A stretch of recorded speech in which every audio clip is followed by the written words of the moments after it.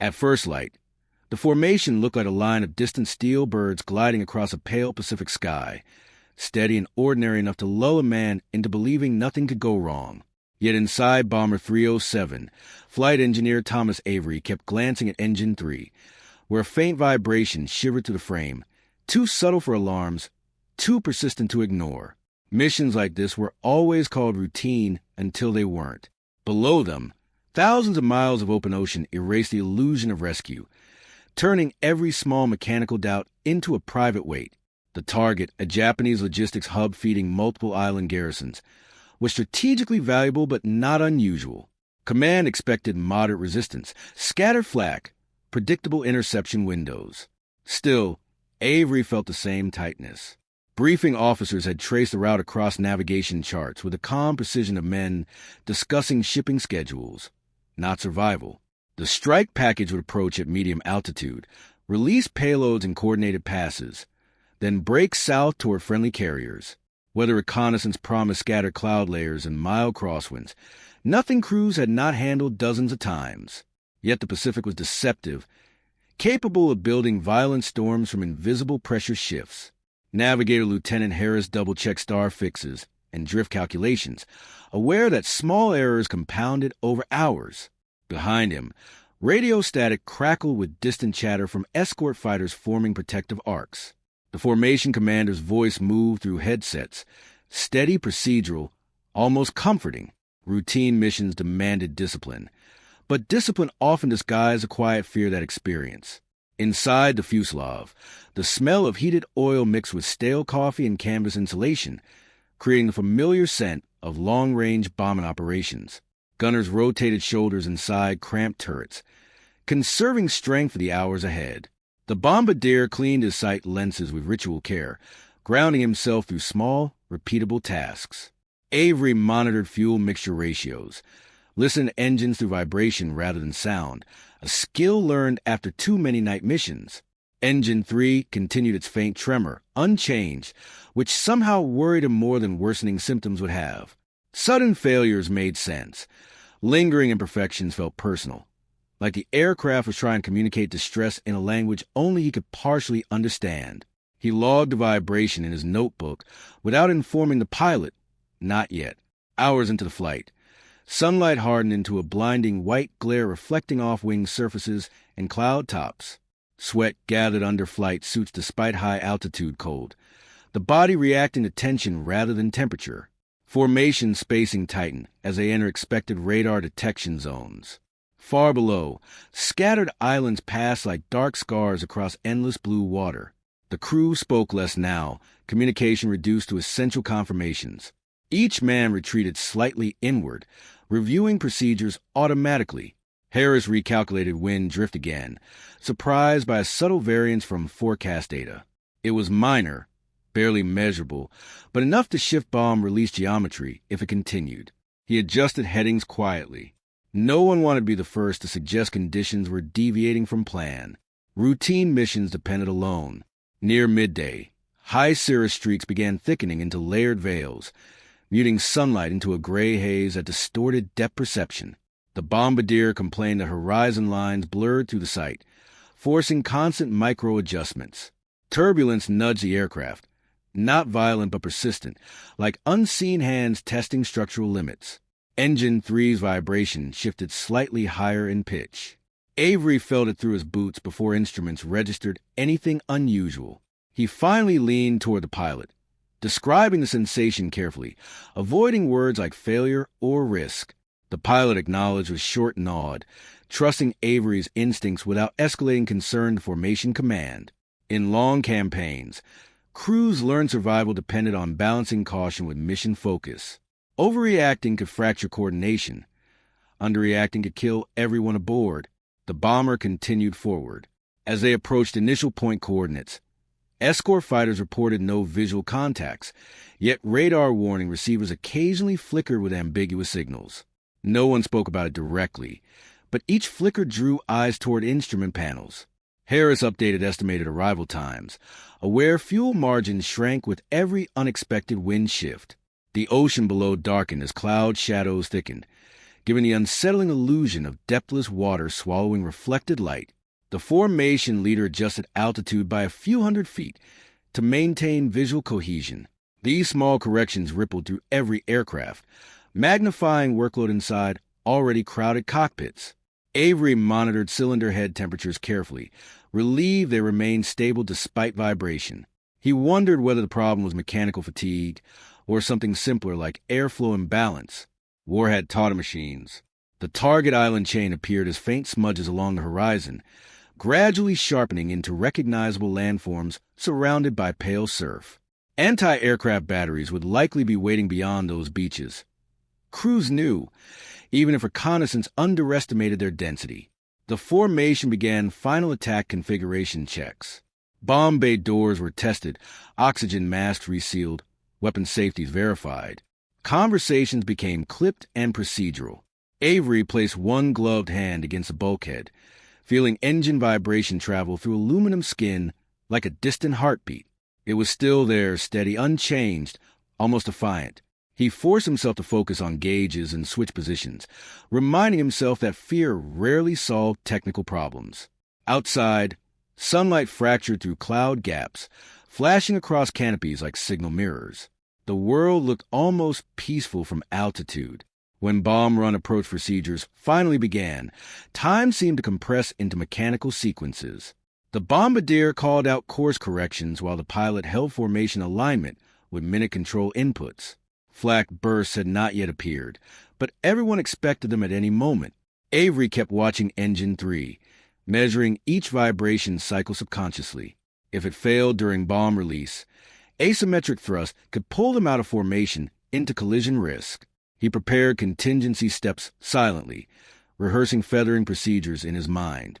Training films never captured the physical weight of these decisions, the knowledge that one lever pull could save or doom an entire crew. The bomber held steady. Clouds parted ahead, revealing glimpses of coastline installations and supply depots. The mission still looked manageable, routine. Cloud cover thickened into layered gray sheets as the formation crossed the invisible boundary between contested ocean and defended homeland approaches. Radio intercept operators began hearing structured bursts of Japanese ground control transmissions, calm and methodical, nothing like the chaotic chatter expected from a force supposedly stretched thin. Inside Bomber 307, the crew listened without speaking, recognizing the tone of an enemy that was prepared rather than surprised. Intelligence briefings had described isolated radar stations and limited coordination, yet the signal suggested overlapping coverage zones. Lieutenant Harris adjusted navigation calculations again, realizing their approach corridor might already be mapped by. Across the Japanese home defense network, observers tracked contrails against filtered sunlight, relaying sightings through hardened communication lines to regional fighter commands. Years of attritional warfare had forced Japan to refine early warning discipline, conserving limited aircraft while maximizing interception opportunities. Young pilots, many with fewer training hours and pre-war standards, waited inside dispersed revetments, studying silhouette charts and memorized attack vectors. Fuel shortages meant every scramble required careful authorization, yet doctrine emphasized coordinated group climbs instead of scattered individual responses. Ground crews armed fighters would practice efficiency, aware replacement parts were scarce. Even with constraints, the system functioned with. Inside the bomber formation, small details began confirming the same conclusion. Radar warning spikes grew more frequent, not chaotic, but spaced with deliberate timing. The escort fighters tightened protective circles, their pilots reporting distant specks climbing in disciplined formations rather than scattered attacks. Avery kept monitoring engine vibration, now a constant reminder of vulnerability rather than immediate danger. The pilot requested updated weather data from command, receiving only partial reports suggesting upper-level wind, shear stronger than forecast. Each new variable added weight to decision-making. Crews understood that organized offenses meant interception waves would be calculated, not impulsive, forcing. Historical reality shaped both sides of the conflict in quiet statistical trends rarely visible during single missions. Japanese industry struggled to replace veteran pilots lost in earlier campaigns, accelerating shortened training programs that emphasize formation loyalty and controlled aggression over individual initiative. Allied forces, while expanding production and pilot pipelines, still face long supply lines across the Pacific. Every aircraft loss required months of shipping and assembly. Crews knew they represented enormous logistical investment, which translated into unspoken pressure to survive while completing objectives. The war was no longer decided by single heroic engagements, but by cumulative attrition measured in. As the formation moved deeper inland, flak batteries finally announced their presence with dark bursts blooming below and ahead, precisely ranged rather than randomly fired. The explosions walked toward the bomber stream in measured increments, evidence of experienced gunners using radar ranging combined with optical tracking. Gunners inside Bomber 307 began firing short warning bursts to test gun harmonization and steady nerves.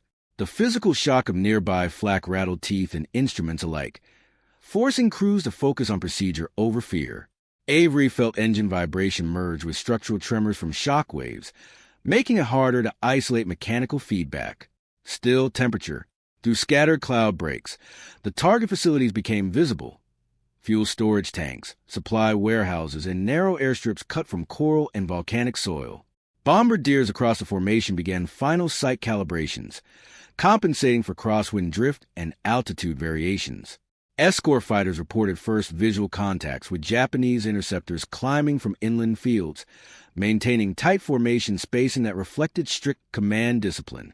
Radio chatter remained minimal, emphasizing coded brevity over emotional reaction. The reality settled over bomber crews that they were entering a defensive ecosystem designed through years of adaptation, not desperation. Every gun position, radar station, and fighter squadron existed as. The first interception pass came from high altitude, Japanese fighters diving in coordinated pairs to disrupt formation cohesion rather than chase individual kills. Defensive gunners tracked targets through reflector sights, firing controlled bursts to conserve ammunition. Tracer streams crossed in complex geometry, turning the sky into a grid of lethal calculation.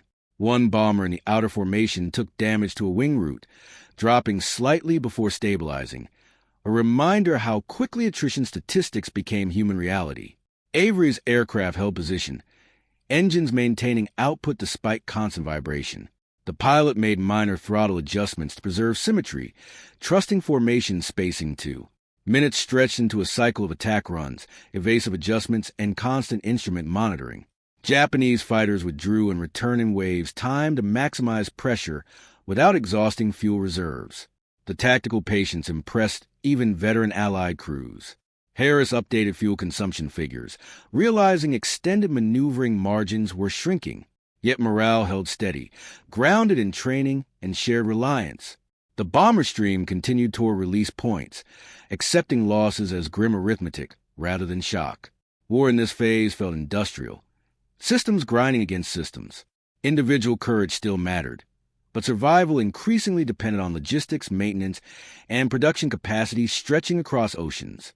Bomb release commands passed through the formation, each crew executing rehearsed sequences with mechanical focus.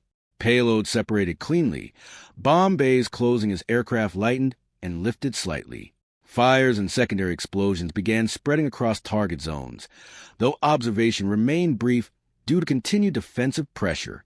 Escort fighters engaged remaining interceptors, buying bomber space to regroup. Avery monitored engine readings during reduced power transition. Relief vibration had not worsened. The pilot acknowledged with a quick glance, both men understanding how close mechanical uncertainty had traveled with them. Around them, the formation reassembled into outbound headings, discipline restoring structure after chaotic minutes. The long return leg carried a quieter atmosphere, crews processing what they had witnessed. Intelligence estimates would need revision, not dramatically, but enough to acknowledge a disciplined, adaptive defense still capable of inflicting meaningful losses. Avery finally logged engine vibration as maintenance priority, knowing ground crews would dissect every component. Harris plotted homeward course corrections, calculating fuel margins that remained tight but workable. No one spoke about victory or failure, only completion. The air war here had revealed itself as a contest of endurance, organization, and industrial capacity, where routine missions dissolved into complex tests of preparation, coordination, and sustained. The ocean below stretched outward in cold, indifferent blue as the bomber formation pushed beyond the smoking coastline and back into open water, leaving the burning logistics field behind them, but carrying the full weight of retaliation in the sky. Inside Bomber 307, no one spoke for several minutes after bomb release, each man listening to the engines, to the thin whistle of wind over the fuselage, to the distant staccato of gunfire echoing through headset receivers. Combat rarely ended the moment bombs fell. Experience had burned that truth into every surviving crew. The return flight often became the most dangerous phase, when formations loosened slightly, fuel margins narrowed, and defensive fighters pressed hardest to punish withdrawal. Avery kept his hand resting lightly against the instrument panel, feeling the now familiar tremor of Engine 3. It had not worsened, but fatigue made every vibration feel heavier, more significant. The pilot reduced power slightly to preserve fuel, and the subtle shift caused the vibration frequency to change just enough to force Avery to reevaluate temperature tolerances. These calculations happened constantly now, blending mechanical awareness with tactical survival. Outside, cloud shadows rippled across the ocean's surface, distorting depth and distance, turning the water into a shifting mirror that disoriented even experienced eyes. Radar warning receivers flickered again, stronger this time, and escort fighters immediately reported fast-moving contacts approaching from multiple vectors. The Japanese response had not weakened after the strike. If anything, it had sharpened within minutes. The first Zero formations appeared as dark specks rising against the pale horizon, growing into recognizable silhouettes with frightening speed. They approached not in scattered pursuit but in structured elements, each group maintaining spacing that suggested practiced doctrine rather than spontaneous interception.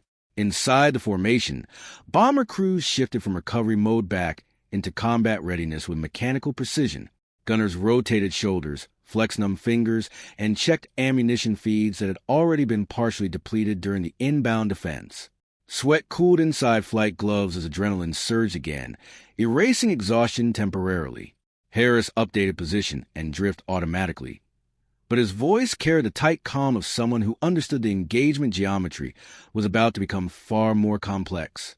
The Zeros began their attack pattern with high-speed crossing passes, not lingering in defensive fire cones, but slicing through formation edges to force bombers into minor spacing corrections that could cascade into larger vulnerabilities.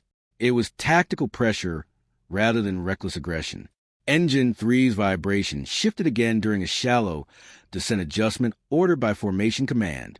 The change was subtle but forced the pilot to counterbalance thrust output across the other engines, creating a fractional drift that nudged Bomber 307 slightly lower than its assigned box position. The adjustment lasted only seconds, yet in aerial combat, seconds rewrote entire engagement patterns. A pair of Zeros redirected instantly, targeting the slight separation, as if guided by instinct or disciplined training. The tail gunner opened fire in controlled bursts, tracers stitching bright lines through thin cloud vapor. The Zeros broke before entering the densest offensive fire arcs, then rolled back for another approach from a higher angle. Ammunition counters began ticking downward with quiet, relentless arithmetic. No one shouted. No one panicked.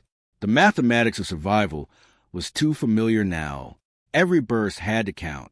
Every engine adjustment had to preserve formation integrity while protecting the aircraft itself.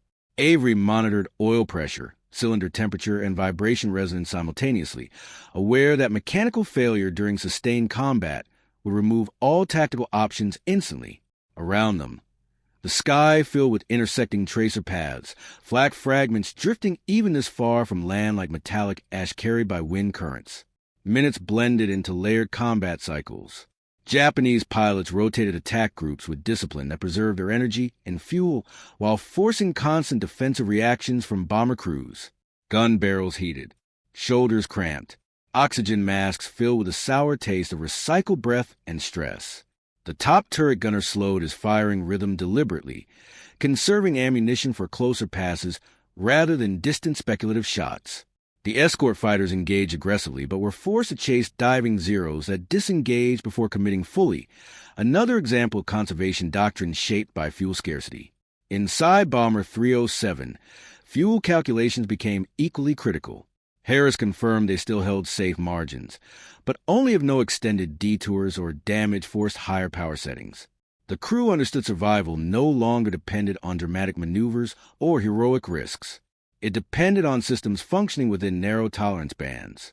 Engines had to hold. Ammunition had to last. Formation spacing had to remain mathematically defensible. War here was not cinematic. It was mechanical endurance layered over human exhaustion. A Zero finally pressed closer than the others, committing to a direct stern attack. The tail gunner tracked steadily, waiting until the fighter filled enough of the sight picture to guarantee hit probability. His burst struck near the wing root, and the Zero rolled away trailing smoke, but not exploding. There was no triumph, only a quiet acknowledgement that one less attacker meant marginally better survival odds. Avery noticed Engine 3 vibration spike briefly during a defensive throttle surge, then settled back to his familiar tremor. He exhaled slowly, forcing his breathing to match checklist rhythm. The pilot kept the bomber locked in formation position again, micro adjustments restoring precise geometry that made defensive gun coverage effective. Around them, the bomber stream continued its slow, grinding withdrawal across open water, each aircraft carrying its own hidden mechanical stories and human calculations. The engagement gradually thinned, not through decisive victory, but through fuel limits, ammunition expenditure, and distance from defensive airfields. The sky slowly returned to wider blue emptiness broken only by contrails and drifting smoke threads. As the final radar spikes faded, the formation stabilized fully, though tension remained embedded in every movement and instrument glance. The crew did not celebrate survival. They logged data, checked damage reports, and recalculated fuel consumption for the long flight home. Avery marked Engine 3 for immediate post-landing inspection, knowing maintenance crews would search for microscopic cracks or imbalance. The men understood now that survival in this war rested on margins measured in vibration frequencies, ammunition belts, and gallons of fuel rather than singular acts of bravery. The ocean below remained unchanged, vast and indifferent, as the formation pressed westward in disciplined silence, carrying the quiet knowledge that endurance, not heroics, defined the shape of this conflict. The formation settled into its outbound heading over open water, engines droning with the heavy, continuous rhythm that defined long Pacific missions. Yet tension still lived inside every crew compartment like a second atmosphere. Smoke from damaged aircraft thinned into faint streaks behind them, slowly dissolving into the vast blue horizon. Inside Bomber 307, sweat cooled against skin beneath flight gear as adrenaline drained, leaving behind the dull ache of sustained concentration. Avery studied Engine 3 with quiet obsession, charting vibration patterns against temperature and pressure readings, building a private prediction of how long the system could safely endure. The aircraft felt alive through the soles of his boots. Every oscillation, a language learned through months of combat flying.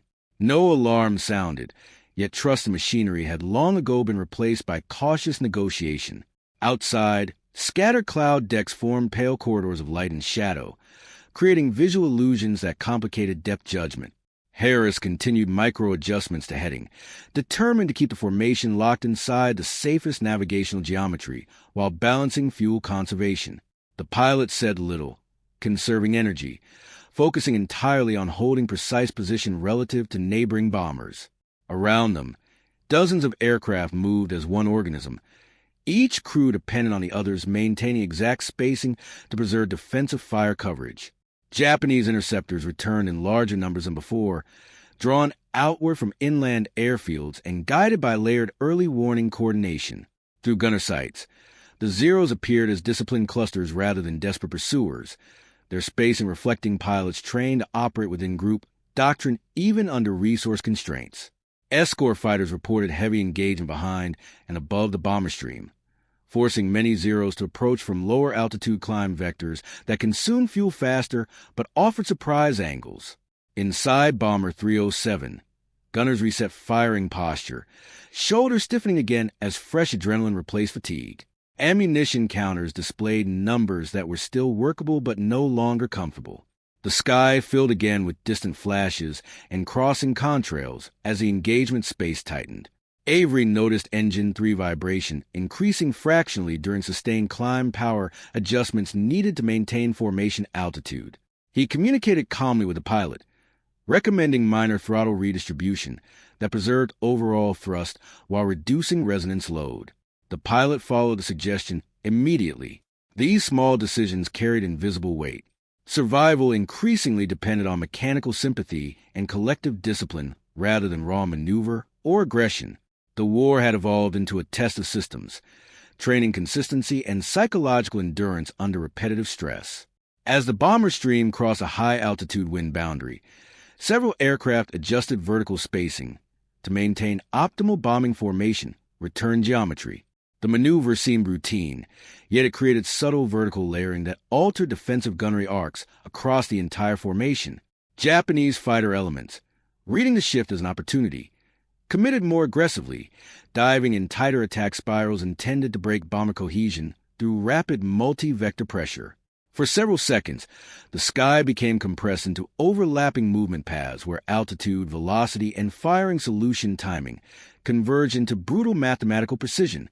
Bomber 307 found itself perfectly aligned between two adjacent aircraft slightly higher and slightly lower in altitude, creating an unintentional corridor of overlapping defensive fire. When the first Zero attempted to slice through that corridor, it entered intersecting tracer streams from dorsal and tail turrets simultaneously. The fighter disintegrated almost instantly, its debris flashing past like fragments of dark glass. The shock traveled through both sides of the battle. Japanese pilots, conditioned to expect calculated defensive coverage but not fully overlapping crossfire in open water, hesitated for crucial seconds. Those seconds became lethal. Another Zero committed to the same vector, possibly unaware of the exact geometry shift created by formation altitude layering and wind drift. It too entered overlapping defensive fire cones, trailing smoke before rolling violently into the ocean below. The sudden cluster of losses forced Japanese formation leaders to adjust spacing and attack timing mid-engagement, disrupting the carefully balanced rotation that conserved fuel and pilot stamina. Inside the bomber formation, gunners maintained disciplined firing patterns rather than celebrating, focusing on controlled bursts that preserved ammunition while sustaining lethal coverage zones. The physics of the moment remained brutally simple. Velocity plus trajectory plus overlapping firing arcs produced predictable outcomes once aircraft entered those corridors. Yet battlefield friction made such alignment rare. Training, wind conditions, pilot decisions, and mechanical tolerances had all converged within seconds to create a localized shift in momentum. Avery barely noticed the broader tactical effect. He focused entirely on engine vibration and power distribution, aware that mechanical failure now would erase any temporary defensive advantage. Japanese fighters attempted to reestablish attack structure, but their temporary overcommitment into the altered defensive geometry cost both aircraft and precious fuel reserves. Escort fighters exploited the disruption, pressing several Zeros into disengagement climbs that further strained their fuel margins. The skies slowly widened again as surviving interceptors pulled back into looser harassment patterns rather than tightly coordinated penetrations. Inside Bomber 307, gunner fatigue deepened, hands cramping from sustained trigger discipline. Oxygen masks tasted of metal and stale air. Sweat chilled against spine and shoulders. Yet morale steadied, not through triumph, but through recognition that formation discipline had functioned exactly as designed. Harris recalculated navigation again, confirming outbound trajectory, remained efficient despite altitude adjustments. The pilot held steady power settings, trusting Avery's ongoing engine management to maintain safe operational limits. Around them, damaged bombers remained inside the formation envelope, protected by collective defensive fire rather than isolated and vulnerable. The engagement gradually transitioned from close-range lethal exchanges into distant maneuver and shadowing presence. As the final Japanese fighters withdrew toward fuel conservation thresholds, the formation resumed its long outbound transit rhythm. No one spoke about turning points or victory. Combat rarely offered clean emotional resolution. Instead, crews processed the event as another demonstration that survival depended on discipline, training, and physics rather than dramatic individual action. Avery finally allowed himself a slow breath, noting engine 3 vibration had stabilized again under adjusted load. The bomber felt heavy but reliable, The ocean below remained unchanged, vast and indifferent to human conflict unfolding above it. Inside Bomber 307, the crew moved through post-engagement checklists, logging ammunition expenditure, minor structural stress observations, and fuel balance calculations. Each entry represented survival converted into data, into maintenance requests, into future mission planning. The sky had turned for a moment, not through spectacle or luck, but through accumulated experience, coordinated discipline, and the unforgiving mathematics of aerial warfare operating exactly as training predicted under extreme pressure. The formation crossed the outer boundary of contested airspace in gradual, almost anticlimactic silence, as if the sky itself had simply decided to release its grip. No visible line marked the transition. Yet everyone on board felt the subtle shift when radar warning receivers fell quiet and escort fighters relaxed their tight defensive spirals into wider patrol arcs. Inside Bomber 307, the crew moved through post-combat routines with the exhausted precision of men who had done this too many times to mistake survival for safety. The fuselage carried new scars, small shrapnel strikes peppering the outer skin, one control cable housing dented but still functioning. Avery kept listening to Engine 3, now running smoother under reduced power, but still transmitting faint tremors through the airframe. Mechanical stress rarely vanished after combat. It simply waited, hidden inside microscopic fractures or stress bearings. The pilot maintained steady cruise power, balancing fuel economy with safe engine load distribution. Harris recalculated their route back toward friendly naval positions, factoring wind drift that had shifted during the engagement. The ocean below appeared unchanged, vast and cold, reflecting scattered cloud cover like shattered glass. The quiet felt unnatural after hours of layered sound. Engines, gunfire, radio chatter, flak bursts. Now only the steady drone of propellers remained, and even that seemed distant, like something remembered rather than heard. The men spoke little, conserving energy, each mind replaying moments where tiny technical margins had separated survival from loss. Across a returning formation, damage reports moved slowly through radio channels. One bomber reported hydraulic degradation, but stable flight control. Another had lost partial radio capability and flew in visual alignment only. Medical calls passed quietly between aircraft, confirming wounded but stable crew members in multiple bombers. The war had reduced human suffering into clinical phrasing because emotional vocabulary could not function inside operational radio discipline. Inside Bomber 307, the tail gunner finally unclipped his harness and rotated his shoulders, feeling the deep, bruising ache left by hours of combat posture. He counted remaining ammunition belts automatically, even though immediate threat had faded. Training did not switch off easily. Avery logged engine data continuously, knowing maintenance crews would rely on these notes to detect patterns across fleet operations. Each vibration frequency, temperature fluctuation, and fuel consumption anomaly would feed into broader technical assessments. The aircraft was not just a machine. It was data, evidence, and survival statistics wrapped in aluminum and rivets. War at this stage had become a conversation between engineers, tacticians, and logistics planners as much as between pilots and gunners. Hours later, as the formation approached friendly patrol zones, escort fighters peeled away in coordinated departures, low on fuel, but still maintained protective presence until naval radar confirmed clear skies. The bombers continued alone, their long shadows stretching across the ocean surface as sunlight shifted toward late afternoon angles. Inside Bomber 307, fatigue settled deeper now that adrenaline had fully drained. Hands trembled slightly while adjusting instruments. Oxygen masks felt heavier against faces. Coffee stored in insulated flasks had gone cold hours ago, yet men drank it anyway, using routine to maintain mental focus. Harris finally allowed himself a longer look outside the navigation window, watching cloud layers drift slowly beneath them. Survival often felt abstract until moments like this, when the world returned to recognizable shapes and distances. The pilot reviewed landing approach calculations with quiet focus, already imagining the mechanical symphony of descent, landing gear deployment, and final runway alignment. Avery marked Engine 3 for immediate inspection priority, knowing ground crews would likely remove entire assemblies if microscopic fatigue appeared. There was no room for sentimentality toward machinery that carried human lives. Back at forward command centers, intelligence officers would soon begin reconstructing the engagement using radio transcripts, gun camera footage, and pilot debriefs. Patterns would emerge from individual survival stories.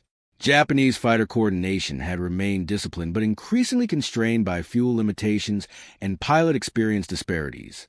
Replacement pilots often flew with courage but lacked the instinctive spatial judgment that veteran aviators built through hundreds of flight hours. Each loss now represented not only an aircraft, but months of training investment Japan struggled to replace.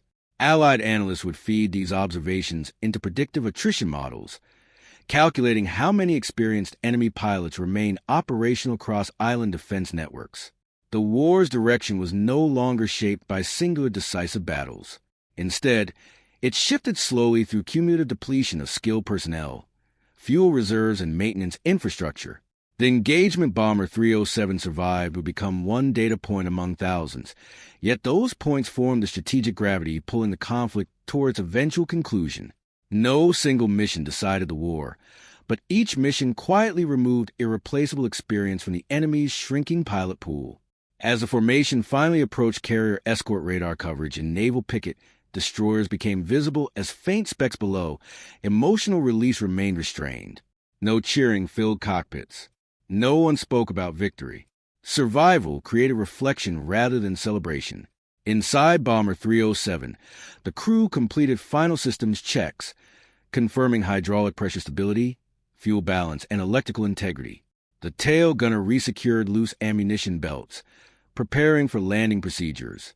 Avery leaned closer to the instrument panel, listening to engine harmonics like a physician reading a pulse. He knew ground crews would work through the night, replacing stress components, ensuring the bomber could fly again within days. War demanded continuous motion. Aircraft repaired. Crews rested briefly. Missions planned again. The cycle never paused long enough for emotional closure. The landing itself would be routine in procedure, yet heavy with invisible weight. As Bomber 307 descended toward the carrier strip, sunlight glinted off ocean swells and deck surfaces, turning metal and water into one blinding field. The pilot guided the aircraft down with practiced calm, wheels touching runway with a jolt that sent vibrations through already fatigued bones. Engines throttled back. The aircraft slowed. Only then did the crew truly understand they had crossed another narrow margin of survival. As maintenance crews approached and medical teams moved toward damaged aircraft nearby, the broader meaning settled quietly. The Pacific Air War was no longer about sudden dramatic victories. It was about endurance, adaptation, and the steady erosion of experienced enemy air strength through thousands of small, brutal encounters. The cost lived in damaged machines, wounded crews, and silent gaps in formation rosters. History would remember battles and campaigns, but the war was truly decided in moments like these, where physics, training, and attrition quietly reshaped the balance of power across an ocean.